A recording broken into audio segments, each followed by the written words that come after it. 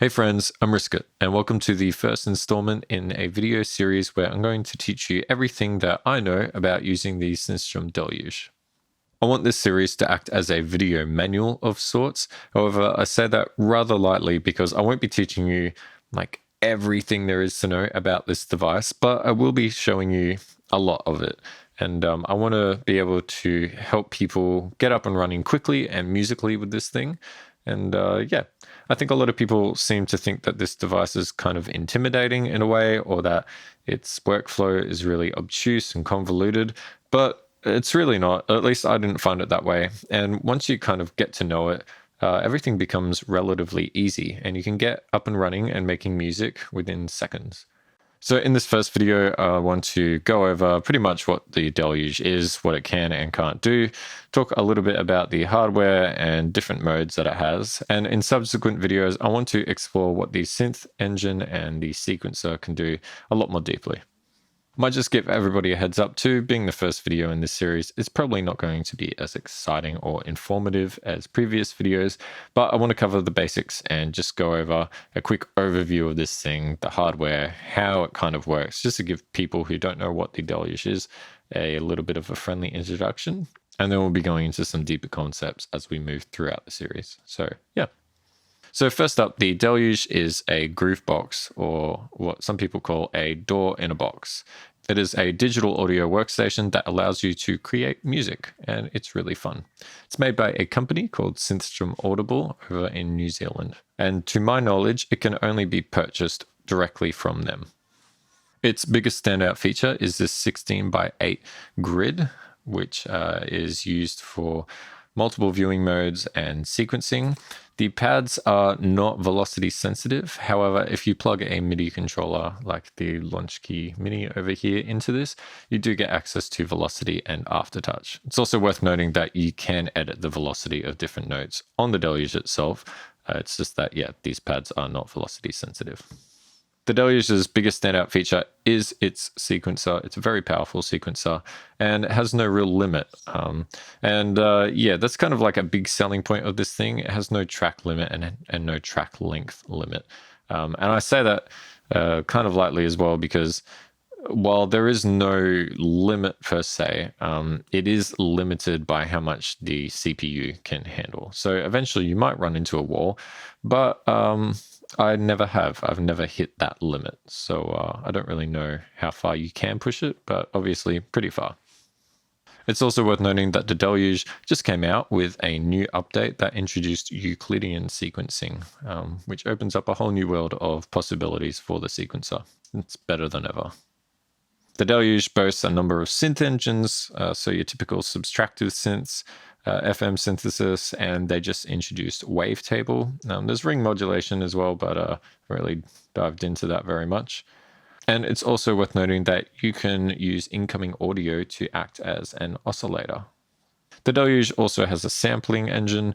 You load samples onto it using the SD card. Samples can be time stretched and pitch corrected and played around with in a bunch of different ways, and we're going to be exploring that in a later video. The Deluge can also act as an audio looper, so you can plug your guitar directly into this and start looping different parts and do overdubbing as well, which is really awesome. You'll probably notice that in between all of these pads here, there's lots of little writing, and they're basically shift functions, which act as shortcuts to various parameters that you usually want to be messing with. Because of that too, it also acts as a little bit of a mod matrix, so you can modulate different parameters using things like envelopes and LFOs. We'll be getting into that a lot later, but it makes it super easy and fun to experiment with. Deluge also has a full-blown effects engine, the standard reverb and sidechaining, delay, all of that sort of stuff. Has these nice endless encoders here. These ones are quite smooth, and then other ones are quite clicky. And just before we turn this thing on and take a look at it, there's a bunch of different connectivity options. So first up is power. It doesn't come with a power supply, so you can get one separately, or you can power it with USB. There is CV and gate input and output, MIDI output, as well as 2 line outputs and 1 line input. There's also a 3.5mm microphone input, and a built-in microphone for emergency use. Although I will admit the mic quality on this thing is actually a lot better than I thought it would be. There is an inbuilt speaker down the bottom here, but it's pretty tinny and not that useful unless you don't have an external speaker that you can use at the time. Most of the time when I'm making music on this thing, I'm just plugging in a tiny little Bluetooth speaker to the headphone jack. It's also worth noting that the Deluge has a battery. I think it's an 18650 battery inside, and you can open up the Deluge and take it out if you want to replace it at a later date, which is awesome because those batteries are really easy to get a hold of. So it lasts about 6 to 8 hours on average, and it makes this thing super portable. Speaking of being able to replace the battery, I might also point out that Synthstrom sell a bunch of replacement parts on their website. I've never had to buy any, but you can replace this entire front panel because as they bring out new updates, sometimes some of the shortcuts change. If you don't want to do that, they have a little magnetic strip overlay that you can use. There are third-party overlays that give you even more shortcuts printed on the front panel.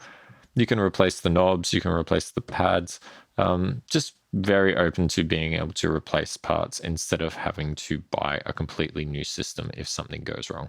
And I think that's really appreciated in today's market of groove boxes and synth parts. All right, cool. So we got all of the hardware stuff out of the way. Let's turn this on and start looking around. So before we have a look at any of these controls, I just want to point out that the Deluge does have a main menu. So if you hold Shift and you press in the select knob, we get to the main menu section. The reason I'm showing you this is if we keep scrolling and we get to the section that says preview, you can turn this on or off or conditional. I'm going to leave it as on. The reason you might want to do this is sometimes while your track is playing, you might want to go into your sample library and preview samples as you're listening to your song. They're not going to play in time or anything, but sometimes I wanted that feature on. You can turn it off as well. So that just means that you can only hear samples you're previewing before you load them while your song is not playing, which is good for like live performance. But if you want a faster workflow, maybe you want to leave this on. You can also go into the record settings and turn on count in. So that basically means that if you have your metronome activated and you hit record, you're going to get a count in before you can actually enter any notes and things start recording, which is really useful. The reason I'm pointing this out is because when I got the Deluge, I think that was off by default. So yeah, I just want to let you know here. We'll probably go into it more as we get into later videos, but just pointing it out now quickly. Also in this section is the quantize settings. So mine is quantized to 30-second notes. You can increase this or decrease it and turn it off if you don't want any quantization. But yeah, everybody likes to mess around with quantization. Some people like more of a looser feel and some people like a nice tightened up feel. So that's where you can find those settings. We just press the back button to get back to where we started. So the Deluge is on, and right now we are in clip view, and we can see that because the clip button has been activated. So don't stress about remembering each and everything that I'm about to say, but just to give you a general overview, right now we're in clip mode. Think of clip mode as a piano roll of sorts, and each one of these rows representing a note. Right now I have scale turned on, so we are going to be in the scale of C major.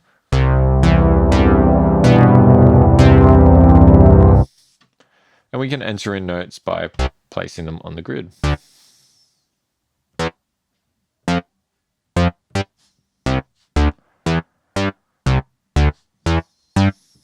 Also worth noting that we can sort of drag clips out and make them a bit longer.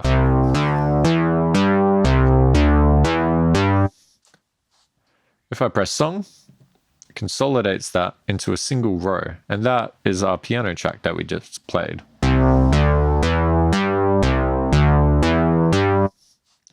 We can open up a new track underneath that if we want by just pressing the empty slot, and maybe we'll switch to a drum kit.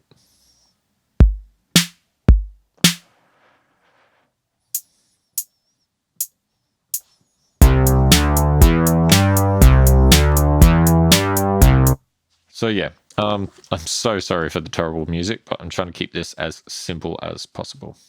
So we can either turn clips on and off by pressing the pad, and they'll come in at the end of the next bar. We can also turn tracks on and off instantly by holding Shift and just tapping that.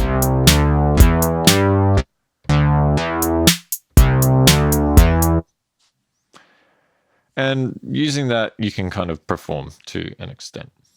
The final view is arranger mode. So if I press song, we can actually arrange our song from left to right, much like you would in a DAW. So placing this down, the drums,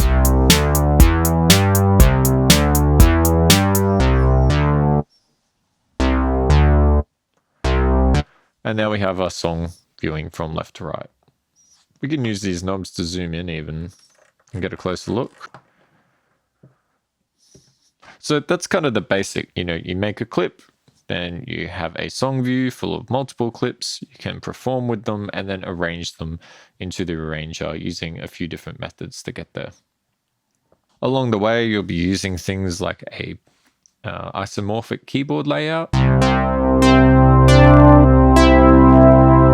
which is really handy. We can navigate to sample libraries and import samples. We can use audio clips. There's a lot of different ways to go about it, but we'll be looking into those a lot deeper as we go on. So just to show you a more complex project, I'm just going to open up the song that I uploaded onto my channel before making this. So here's one, for example. We're in the arranger view, so viewing our song from left to right. And let's just zoom in slightly. Maybe we'll go from here.